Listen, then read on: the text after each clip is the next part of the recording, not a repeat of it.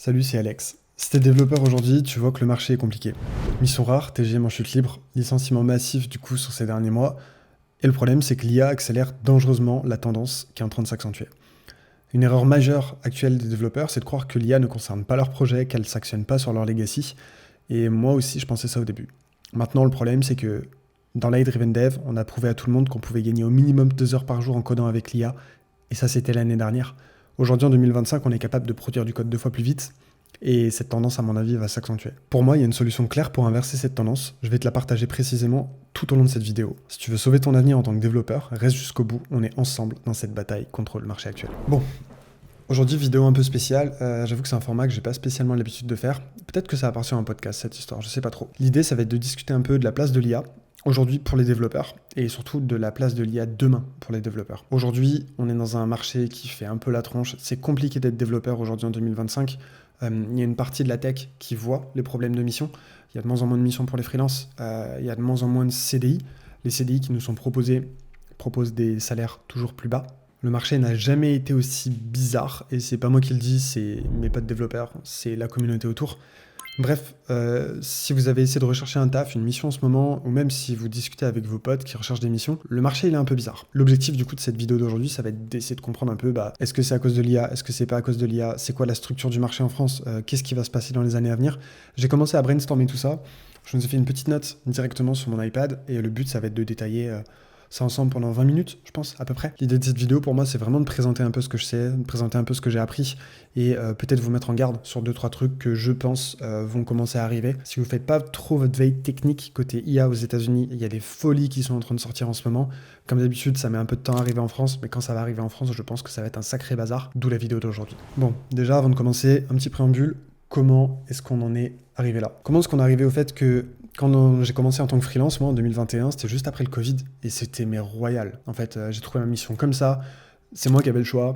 C'est les recruteurs qui nous harcelaient au téléphone. Je sais pas si vous avez connu ça, si vous avez recherché une mission du coup il y a 4 ans, juste après le Covid, c'était vraiment incroyable. Le milieu de la tech, c'était fou. Bref, c'était vraiment pour moi la meilleure période et en fait, ça n'a pas duré. Il y a 2 ans, je suis parti voyager avec mon meilleur ami, on a fait un petit tour du monde. On pouvait coder à distance, il y avait énormément de digital nomades. J'étais dans des pays comme Bali, où du coup, il y en a vraiment beaucoup pour le coup. Bref, c'était tellement plus facile avant en fait. Et là, j'ai l'impression que c'est en train de changer. Là où avant, c'était facile de trouver une mission, aujourd'hui, en 2025, c'est quand même beaucoup moins drôle. Les missions qui nous sont proposées, elles sont pas terribles. On nous propose vraiment des TJM de juniors. Il n'y a qu'à aller regarder sur LinkedIn, scroller les offres d'emploi. Il n'y a qu'à voir le nombre de contacts que vous avez. Est-ce que vous faites autant harceler par les recruteurs qu'avant? Je pense pas. C'est vraiment compliqué. Il y a vraiment le marché qui s'est déporté, qui est complètement devenu off-market. C'est-à-dire que les offres d'emploi ne sont plus disponibles sur LinkedIn. C'est plus aussi facile qu'avant. C'est plus les recruteurs qui viennent. Et globalement, si jamais vous voyez une offre passer et que vous envoyez un email pour faire la mission en tant que dev freelance, ou même genre sur une offre de CDI, en fait, les recruteurs, ils coupent leur téléphone au bout de 30 secondes parce qu'en fait, ils ont trop de demandes. Le marché est ultra tendu et malheureusement pour nous, c'est dans le mauvais sens. Le problème pour moi ici, c'est que cette situation, elle va, je pense, continuer à s'aggraver pour les mois à venir et je vois pas comment il peut en être autrement. Je vous explique un peu ma pensée. Pour moi, ce qui se passe aujourd'hui en France sur le marché du développement, c'est pas à cause de l'IA. Il y a eu pas mal d'études qui ont été faites sur le sujet. On sait jamais exactement comment ce que ça donne. Les études de l'INSEE, elles sont parfois un peu trompeuses. Globalement, on a tous un ressenti sur le fait que c'est beaucoup plus compliqué de trouver des missions aujourd'hui. Maintenant, au-delà du ressenti, qu'est-ce qui va se passer pour les années à venir? Dans l'idée, la situation économique de la France, elle est pas terrible. On a pris des mauvais choix qui nous ont amené du coup à avoir un peu un problème au niveau de la tech. Le souci, c'est que si c'était encore qu'au niveau de la France, ça serait pas un problème. Le problème, il est récemment devenu un peu mondial, que ce soit pour les autres pays de l'UE ou même pour les États-Unis. On a de moins en moins besoin de développeurs, c'est un fait. Est-ce que c'est parce que du coup, il y a une correction de marché assez naturelle? Il y a une tendance qui va là-dessus. On a eu besoin de trop de développeurs. Désormais, on a besoin de moins de développeurs. Et tout simplement, du coup, le marché il se régule de lui-même, en fait. Comme d'habitude, le marché a toujours raison. Ou est-ce qu'il y a un autre facteur qui va venir influencer ça? Donc, du coup, première clarification, je ne pense pas que l'IA soit responsable de ça. Par contre, cette tendance-là, elle va l'aggraver. Pourquoi? Parce que très sincèrement, qu'il y ait besoin de moins de développeurs maintenant ou dans le futur, l'IA vient de résoudre un problème incroyable qui est que n'importe quel développeur qui a 2 ou 3 ans d'expérience peut produire du code comme un développeur qui en a 6 ou 7. Aussi simple que ça. C'est en train de réduire la tension technique chez les développeurs. Et Peut-être que vous n'en êtes pas conscient. Peut-être que vous êtes en train de vous dire que je vis dans un espèce de microcosme et que ça ne s'appliquera pas à vos projets. Ça ne peut pas marcher sur votre codebase legacy. Le fait est qu'en fait, on l'a fait, on l'a prouvé, ça fonctionne. Je ne suis pas le seul. Le souci, et c'est ce qui me fait peur à moi, c'est que entre le Alex d'il y a maintenant, qui code avec de l'IA et qui code littéralement 2 fois plus vite avec de l'IA, et le Alex de l'année dernière, voire de l'année encore d'avant, il y a un monde énorme. Quand je vous dis que je code 2 fois plus vite, vous pourriez penser que je suis un influenceur IA LinkedIn qui veut vendre des formations tout en faisant je sais pas trop quoi. Premier disclaimer, j'ai pas de landing page pour ma formation. Si vous voulez ma formation et mon accompagnement, faut venir me chercher directement. Voilà, ça c'est le premier point. Donc déjà, vous pouvez écarter l'aspect marketing. Le second élément, c'est que moi-même, après 2 ans de R&D sur de l'IA, à vraiment me lever plus tôt, à essayer tous les trucs qui étaient possibles, j'ai testé tous les IDE IA. J'ai vraiment fait le maximum par rapport à ça. J'ai créé la première communauté IA de France. Bref, j'ai fait toutes mes actions de ces derniers mois ont été dictées par le fait que je pense que l'IA va être un problème dans les années à venir et il faut que je me prépare. Bref, même en ayant fait tout ça, je scrolle 10 minutes sur LinkedIn et je vois le potentiel incroyable qu'on est en train de faire. Moi, je suis en train de vous dire aujourd'hui, écoutez, c'est simple, j'ai une feature. Cette feature-là, j'ai des posts LinkedIn partout. Là, je suis en train de faire des vidéos YouTube pour essayer de montrer un peu ce que je fais au quotidien. Mais une feature dans laquelle il y a 15 fichiers qui ont été modifiés. Aujourd'hui, suivant la feature et suivant le degré de complexité, ça peut me prendre 10-15 minutes.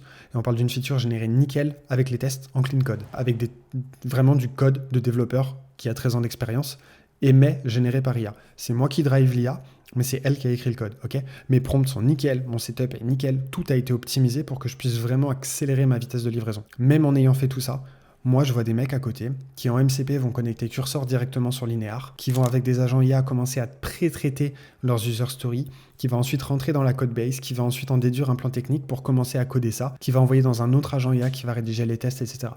Ça, pour moi, c'est clairement le futur. Ce futur-là me fait flipper. J'ai l'impression que plus les mois avancent, plus ce futur-là se rapproche. Et là, ma question que je me pose moi-même en tant que développeur, c'est combien de temps on a avant que des vrais agents IA viennent faire notre taf ? Voilà, les 2 points sur lesquels je voulais insister. Il y aurait probablement un 3e point qui est que moi, je kiffe mon métier. Je pense que si vous regardez cette vidéo, vous regardez probablement pas cette vidéo parce qu'on vous a obligé à le faire ou parce que du coup, c'est un truc qu'on vous a demandé de faire au travail.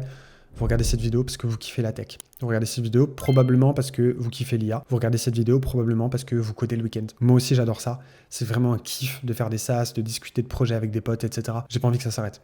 Aussi simple que ça. Donc je peux comprendre qu'on puisse être sceptique par rapport à l'IA. Il y a pas mal de bullshit, il y a pas mal de posts un peu chiants. Très honnêtement, sur LinkedIn, j'en pouvais plus de voir des posts sur Bolt dire qu'on va remplacer les développeurs front-end.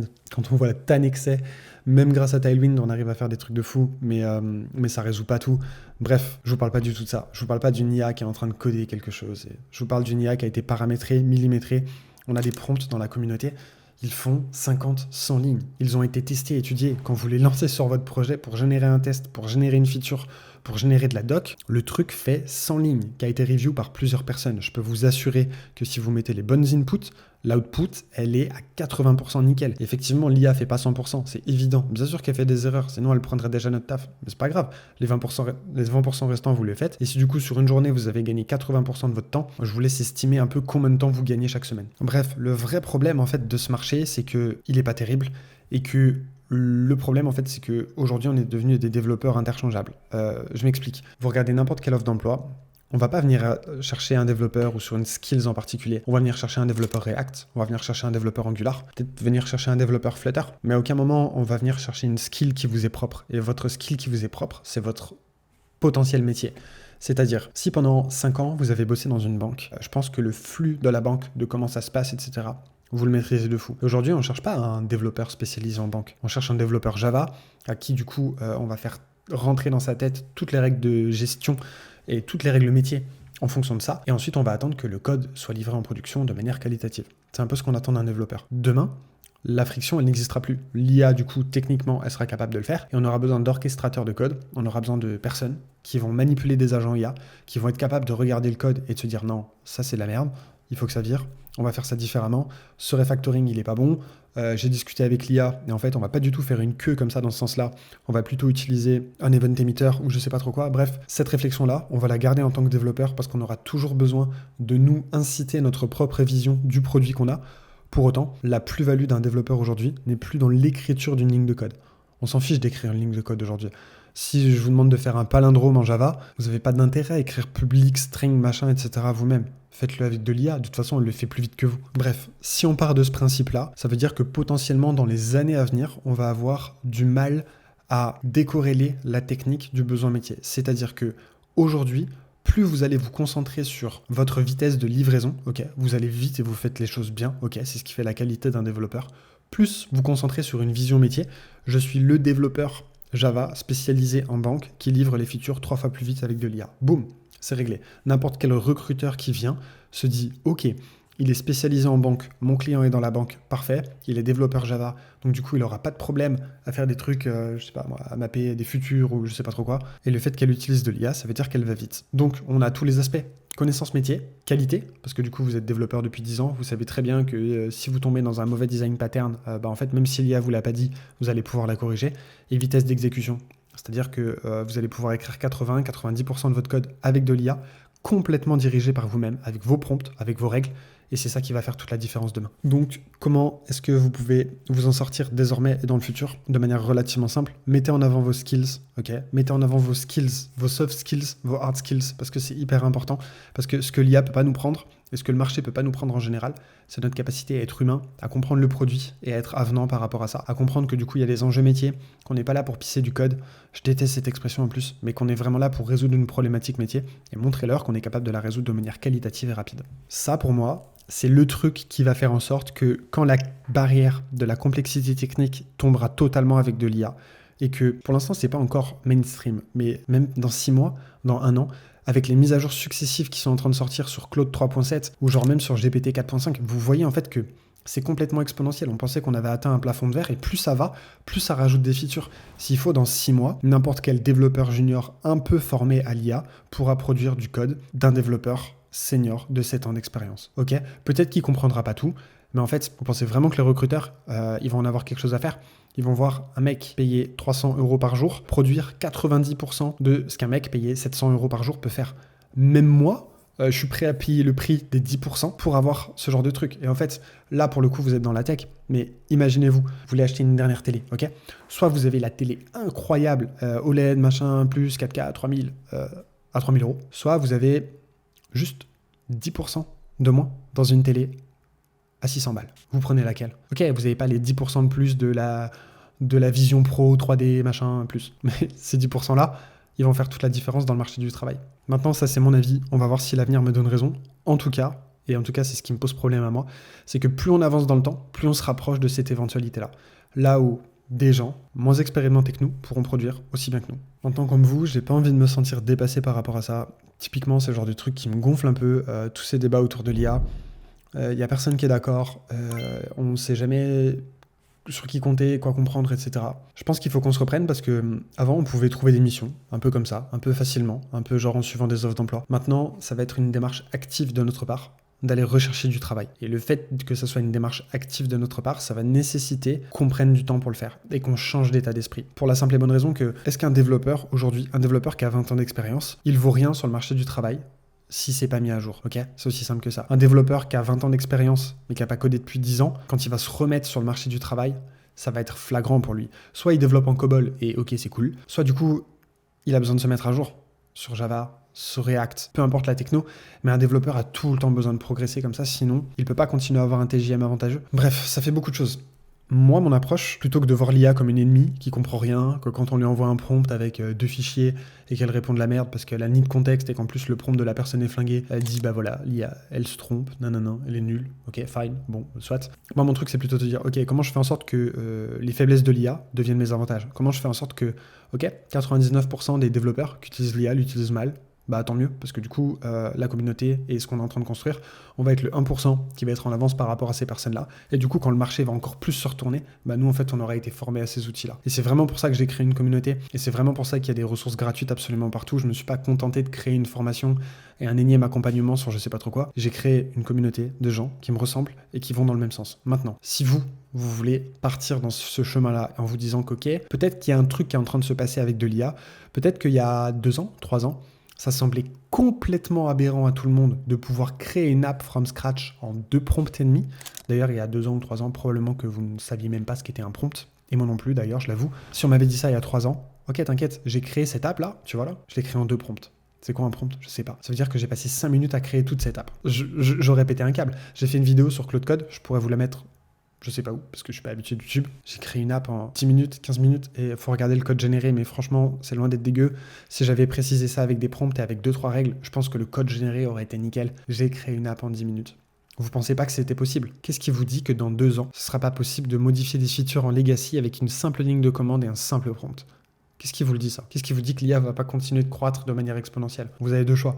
Soit vous laissez votre ego de côté et du coup vous essayez d'avancer pour essayer de comprendre, soit du coup vous vous laissez bouffer par votre ego, par votre scepticisme et vous partez du principe que ok c'est cool, vous voulez pas être à la page, bah c'est pas grave.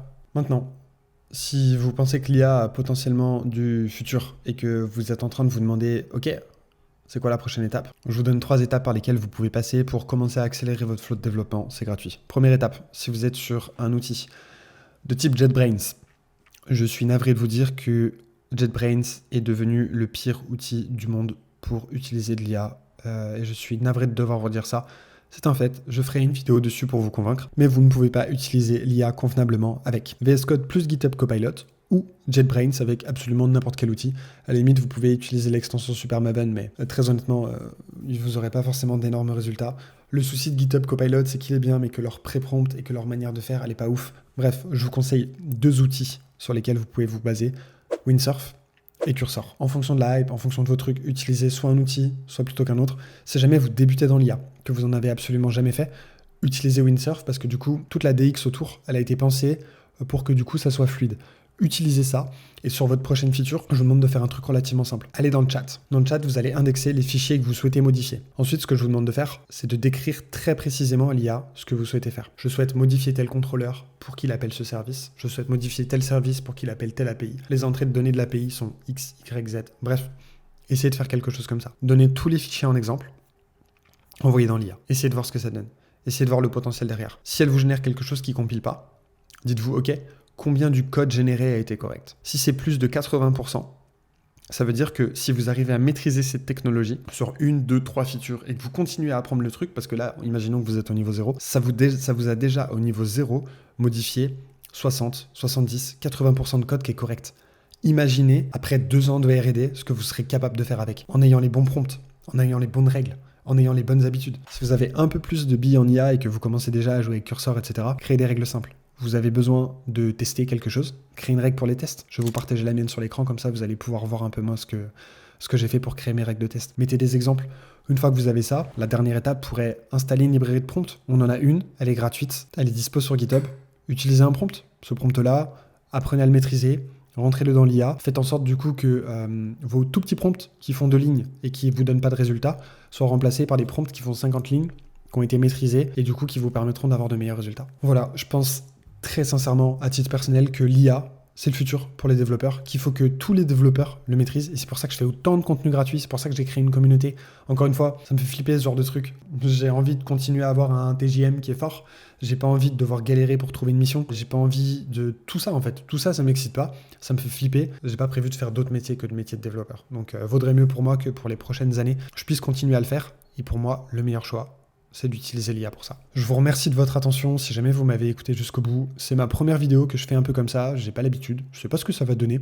Si ça vous a plu, n'hésitez pas à laisser un commentaire. Dans tous les cas, je vais vous mettre l'ensemble des liens en description. N'hésitez pas à vous abonner, n'hésitez pas à faire tous les trucs qu'on fait habituellement sur YouTube, mettre des likes, envoyer ça à votre pote, envoyez ça à votre famille, peu importe. Envoyez ça à des gens, quoi. Si jamais ça vous a plu, franchement, ça me ferait trop plaisir. Je continuerai ce genre de format. J'adore partager des trucs. Et ce genre de live, d'habitude, je les fais dans la communauté où j'explique un peu plus ce que je fais. Peut-être que ça pourrait être sympa que je les fasse un peu plus sur YouTube. Prenez soin de vous et utilisez l'IA pour tout défoncer. À plus.